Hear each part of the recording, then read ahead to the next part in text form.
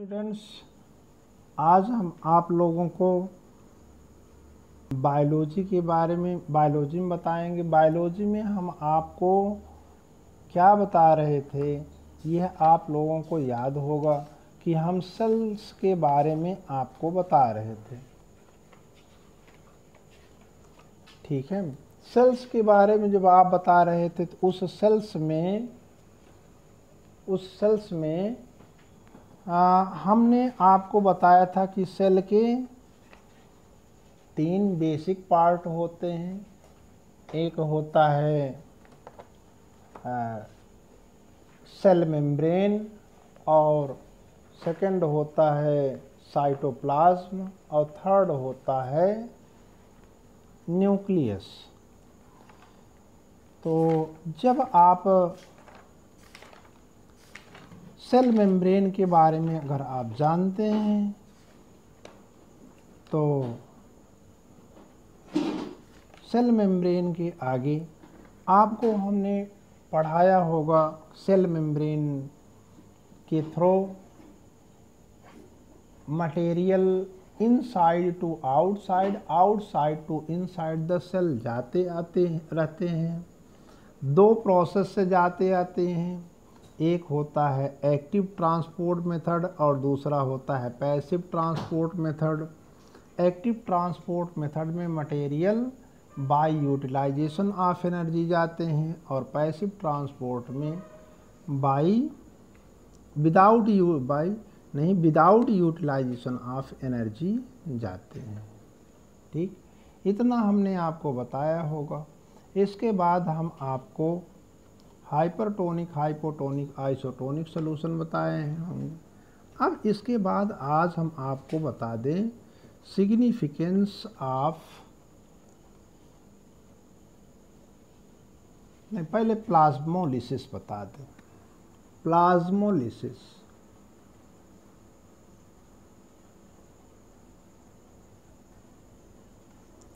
Plasmolysis कैसे होता है, क्या होता है? देखिए, प्लांट सेल को अगर देखेंगे, हमने जो हाइपरटोनिक, हाइपोटोनिक, आइसोटोनिक सॉल्यूशन देखा था उसमें एक्चुअली जो हम लोगों ने सेल इस्तेमाल किया था वो एनिमल सेल था, रेड ब्लड सेल था। लेकिन अगर हम लोग प्लांट सेल को इस्तेमाल करेंगे तो प्लांट सेल में हम लोग यह देखते हैं कि सेल मेम्ब्रेन के बाहर, प्लांट सेल में सेल मेम्ब्रेन के आउटसाइड में एक और थिक वाल होती है जो सेलुलोज की बनी होती है और इसको हम लोग कहते हैं सेल वाल। यानी सेल वाल के अंदर, जस्ट इनसाइड सेल वाल के अंदर यहाँ सेल मेम्ब्रेन आपको मिलेगी। सेल मेम्ब्रेन जब आपको मिलेगी तो सेल मेम्ब्रेन के अंदर साइटोप्लाज्म और न्यूक्लियस मिलेगा। ठीक, यहाँ पर हम लोग न्यूक्लियस सोच सकते हैं, ये न्यूक्लियस है। और प्लांट सेल की खासियत तो होती है कि प्लांट सेल में जो एक स्पेस पाया जाता है जिसको हम लोग वैक्यूल कहते हैं, अभी तो नहीं पढ़ाए हैं। वैक्यूल होता है बहुत बड़ा, थोड़ा बड़ा साइज का होता है वैक्यूल।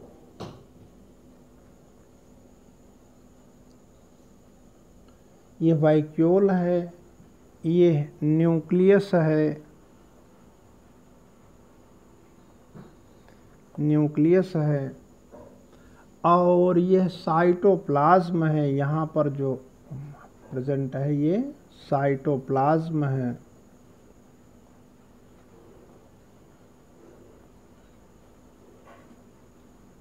और इस वैक्यूल के अंदर लार्ज अमाउंट ऑफ वाटर होता है, उसमें बहुत से डिजॉल्व सब्सटेंस भी पाए जाते हैं।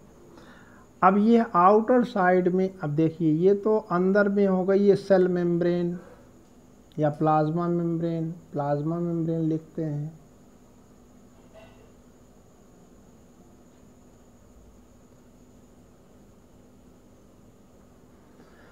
और आउटर साइड में आप देख रहे हैं, इसको आप कहते हैं सेल वाल।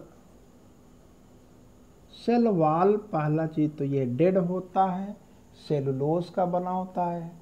प्लांट में पाया जाएगा, एनिमल में ये नहीं पाया जाता है, एनिमल सेल में ये नहीं पाया जाता। और ये हार्ड होता है, ठीक है, ये श्रिंक नहीं करता है, इसमें इलास्टिक नेचर नहीं पाया जाता है, इलास्टिक नेचर इसमें नहीं पाया जाएगा। ठीक। और ये वाटर के लिए परमेबल होता है, यानी वाटर इसके अंदर बाहर आ जा सकता है बड़े आराम से। ठीक है। अगर इतना हम लोग जान रहे हैं तो आप सोचिए कि मान लीजिए हम लोग एक प्लांट सेल को हाइपरटोनिक सॉल्यूशन में रखते हैं। किस प्रकार के सॉल्यूशन में? हाइपरटोनिक सॉल्यूशन में। अब शॉर्टली हम बना देंगे प्लांट सेल। ठीक, इसमें हमने आपका देखिए प्लांट सेल बना दिया, सेल मेम्ब्रेन है, ये न्यूक्लियस है, यहाँ पर हम लोग बड़ा सा वैक्यूल ले सकते हैं, यहाँ साइटोप्लाज्म ले सकते हैं। और यहाँ पर जो सॉल्यूशन प्रेजेंट है वो कैसा सॉल्यूशन है? हाइपरटोनिक सॉल्यूशन है, हाइपरटोनिक सॉल्यूशन। तो हम लोग जानते हैं अगर किसी सेल को हम हाइपरटोनिक सॉल्यूशन में रखते हैं तो सेल के अंदर से वाटर बाहर निकलता है, क्योंकि हाइपरटोनिक सॉल्यूशन में वाटर का अमाउंट या वाटर का कंसंट्रेशन सेल के कंपैरिजन में कम होता है, इसलिए वाटर इनसाइड टू आउटसाइड निकलता है। इसमें सेल वॉल कोई रुकावट नहीं करता है। अगर इस सेल के अंदर से वाटर बाहर निकल आएगा तो जानते हैं ये जो सेल मेम्ब्रेन है ये तो इलास्टिक नेचर की होती, ये सिकुड़ जाएगी पूरा। अगर ये श्रिंक कर जाएगी तो श्रिंक करके आप जब श्रिंक हो जाएगी तो ये सेल वॉल को लीव कर देती, छोड़ देती है, और छोड़ करके इसका साइज छोटा हो जाएगा। ठीक है, ये आप सोच लीजिए ये सेल वॉल को छोड़ देगी और छोड़ने के बाद ये ऐसे हो जाएगी।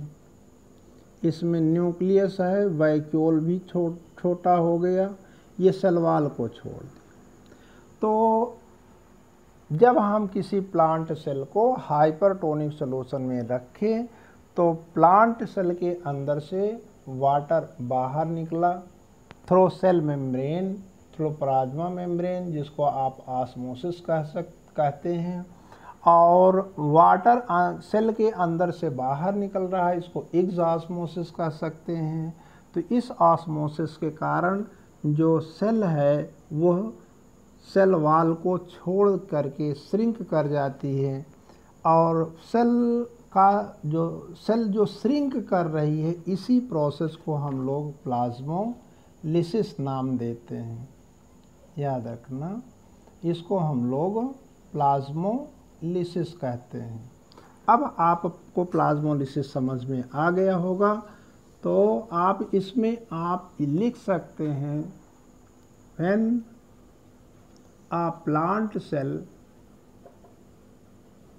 is kept in a hypertonic solution,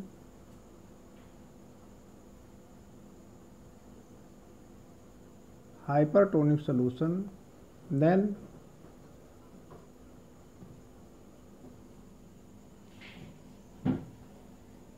cell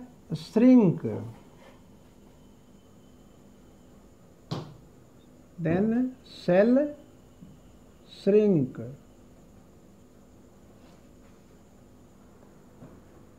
due to loss of water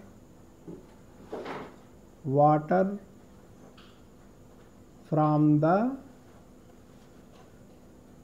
cell. ठीक है, ये आप ब्रैकेट में लिख सकते हैं, cell shrink due to loss of water by osmosis, by osmosis. Leaving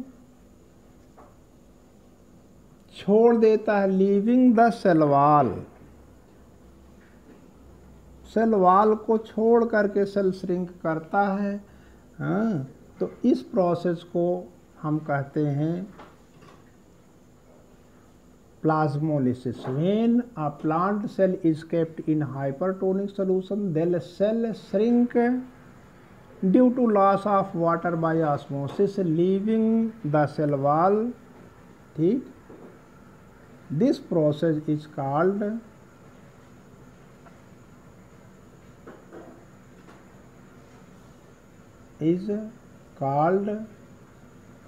यानी सेल वॉल का हाइपरटोनिक सॉल्यूशन में श्रिंक कर जाना, सेल का हाइपरटोनिक सॉल्यूशन में श्रिंक कर जाना, सेल वॉल को छोड़ देना, यही प्लाज्मोलिसिस है। This process is called plasmolysis.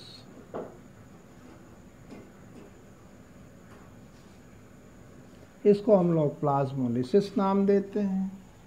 अगर आप प्लाज्मोलिसिस, जो कोई सेल जिसमें प्लाज्मोलिसिस हुआ है उसको आप हाइपोटोनिक सॉल्यूशन में रख देंगे तो वो फिर सेल वाटर को एब्जॉर्ब करके सेल हो जाएगी। ठीक, इसमें आपको इसको समझने में आपको दिक्कत नहीं होनी चाहिए। प्लाज्मोलिसिस के बाद आप समझ ली, अब आपको जानना है सिग्निफिकेंस या इम्पोर्टेंस ऑफ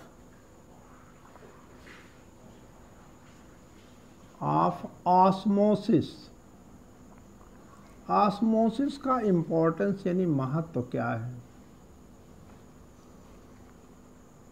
अगर आप ऑस्मोसिस का इम्पोर्टेंस देखेंगे तो ऑस्मोसिस के द्वारा ही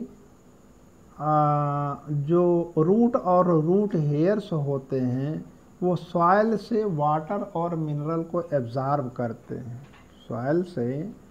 ठीक है, जैसे ये प्लांट की रूट है, रूट में रूट हेयर्स होंगे, ये रूट हेयर्स इस सॉइल से वाटर और मिनरल को एब्जॉर्ब करते हैं। किस प्रोसेस के द्वारा करते हैं तो आप बड़े आराम से बता दीजिए, बाय प्रोसेस ऑफ ऑस्मोसिस। तो आप लिख सकते हैं root and root hairs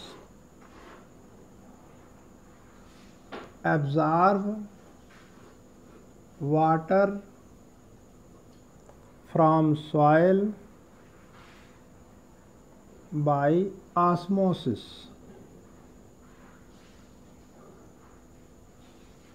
osmosis के द्वारा ये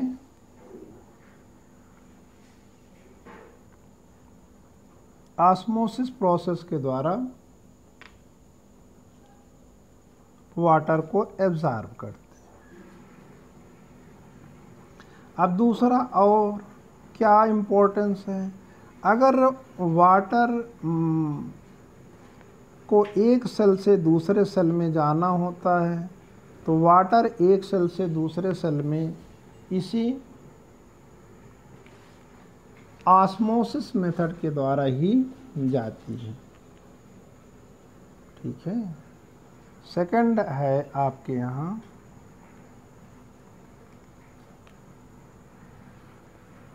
water move from one cell to another cell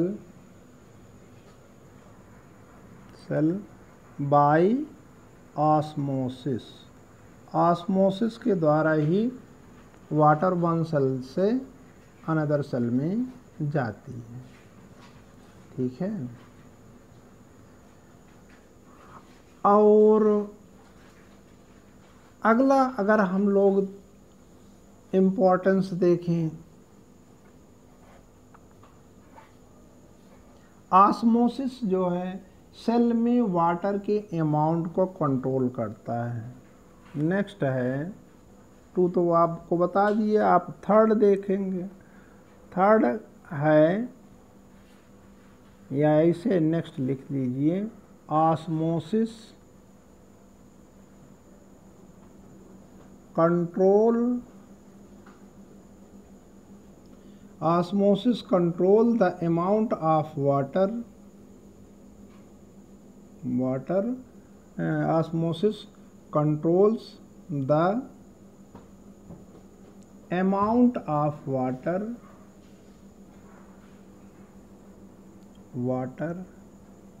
in the cells में वाटर के अमाउंट को कंट्रोल करता है। और ऑस्मोसिस जो है कुछ प्लांट की कुछ फिजियोलॉजिकल एक्टिविटीज़ होती हैं उनको भी कंट्रोल करता है। Osmosis controls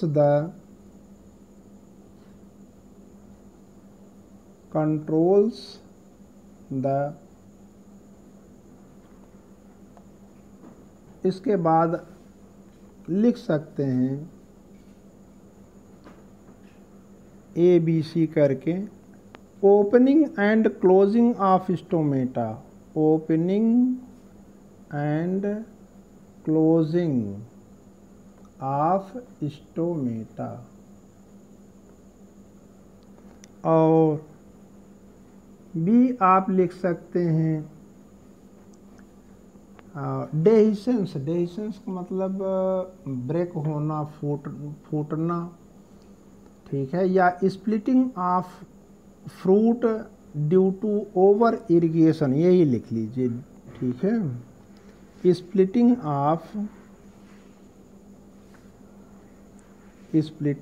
of fruits due to over irrigation, due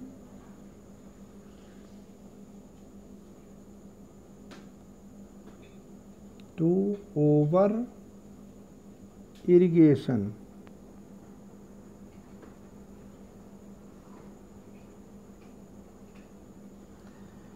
dehiscence of fruit, touch me not plant में जो मिमोसा पुडिका प्लांट होता है उसको छू दीजिए मुरझा जाती है, ये भी ऑस्मोसिस के द्वारा ही होता है। तो इतना बहुत है आपके लिए ऑस्मोसिस का इम्पोर्टेंस जानना। ऑस्मोसिस के बहुत से इम्पोर्टेंस होते हैं। अब आगे के स्टेप में आपको हम एक्टिव ट्रांसपोर्ट और उसके टाइप्स बताएंगे, उसका एडवांटेज बताएंगे।